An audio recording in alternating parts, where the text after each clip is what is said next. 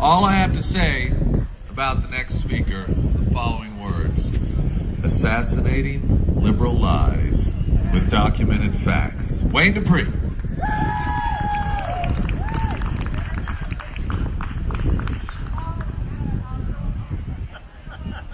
Let the church say amen.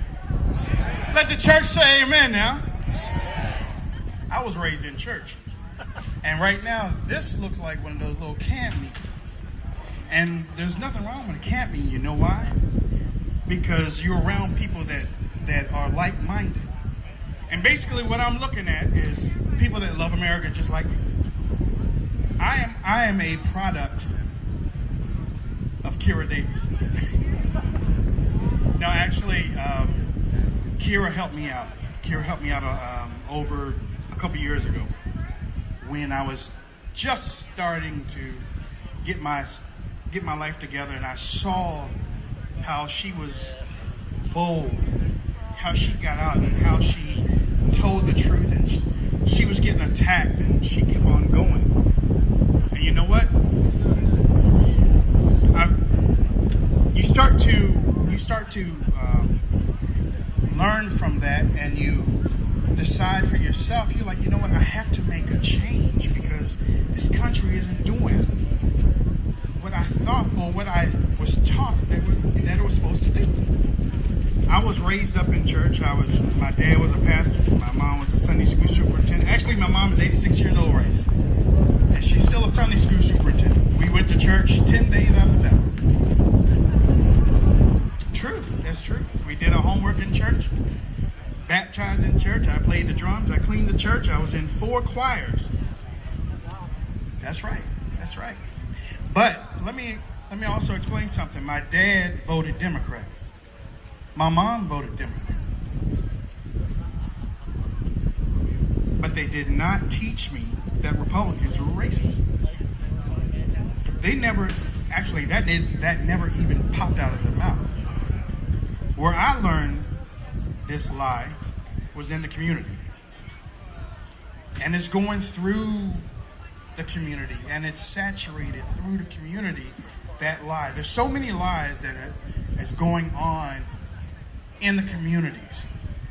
And we need people like you and everybody out here. Don't give up. You can't give up. So many people have given their lives in wars for you to have a voice.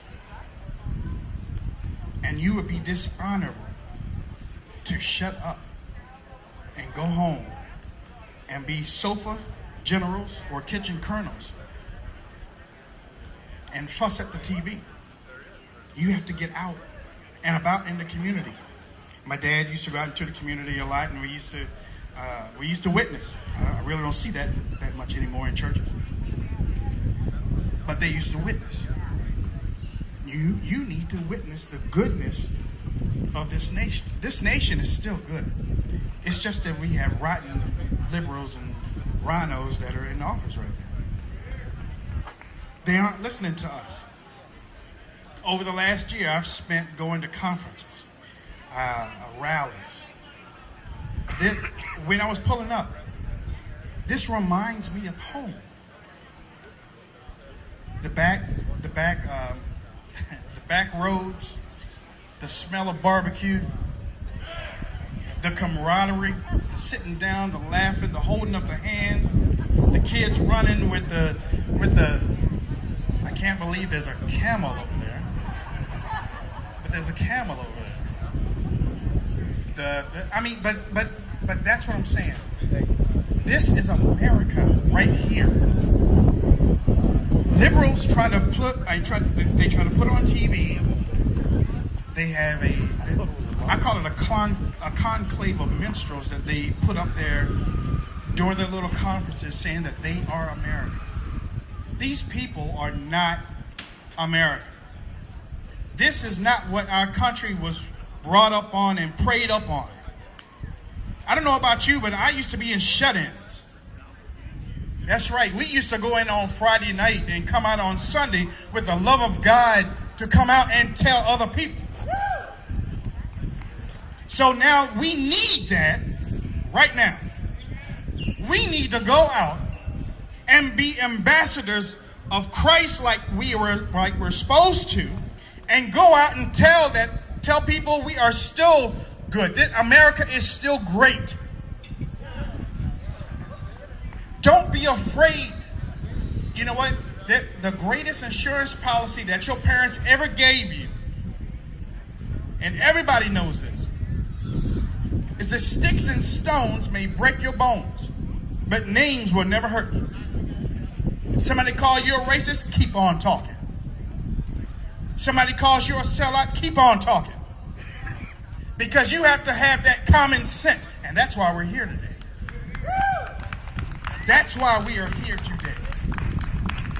See, I finally accepted my common sense in 2008 during the presidential election. Wow, you playing?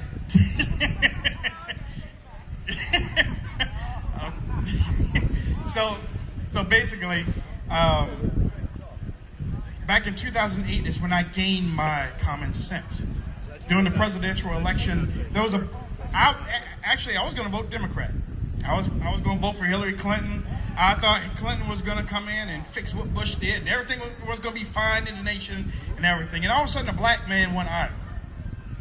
I was like, well, I don't care because I don't know nothing about him, so I'm not going to support him anyway. But what the Democratic Party did, and I'm sure every one of you saw this, but what the Democratic Party did, and what the liberals jumped in and helped, was they created an atmosphere of racism for Barack Obama. They called Bill Clinton racist. Because Bill Clinton said, this is the biggest fairy tale I've ever seen in my life. Chris Matthews got on MSNBC and said,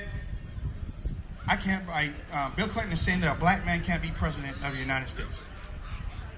And the black leaders and the black preachers in the South, because they were going to South Carolina after New Hampshire, they took up arms with the liberal media, and Barack Obama swept the South, not saying anything, not taking up for Bill Clinton at all. He shut his mouth. And that's basically what you see now.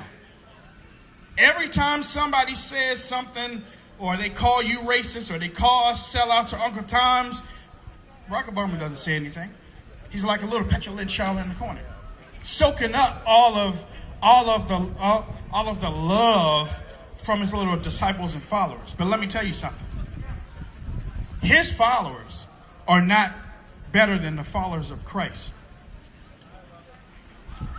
Like I said, we have to use common sense. Our common sense wakes us up in the morning and tells us, you know what? We have some things to do. We have to go to work. We have to be responsible. We have to take care of our family. We have to take care of our children. We have to listen to our children. We have to rear our children. We have to teach our children. And then we also have to be parents, and we also have to be lovers as husband and wife. Now, when you look at what the liberals are doing right now, they are going throughout the country trying to change what America is. And they're doing it to a country that is like, well, I don't know what's going on. The reason why a whole lot of the country doesn't know how to fight back is because the country's never went through this before. They aren't using their common sense. We have to use that common sense. This rally is not the rally for barbecues. This rally is not the rally for cornfields and back roads. This is the rally for common sense. We have to reach deep inside of us, deep down in our bellies, and pull it out. When I'm on my radio show, I try to talk as much common sense as I can. Why? Because now I have a voice. That voice is reaching a whole lot of other people. I was not able to do this before February 17th of last year. Last year, I was having an argument with a liberal. I don't argue with liberals anymore. You know why? Because it takes too long to argue with a liberal when you can be giving your message out to somebody else that will listen. If somebody doesn't want to listen to you, don't stand there and waste your time, because number one, that's their main reason, or that's what their purpose is to shut you up, to hold you there so you can't go out and bring in more conservatives or more American-minded, think-minded, freedom-minded people.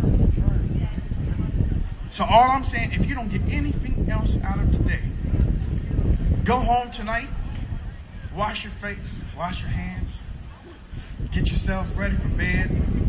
And the 2 words, well, actually, I love Jesus should be 3 words that you say before you go to bed, but say common sense. Common sense is what's going to bring this country back.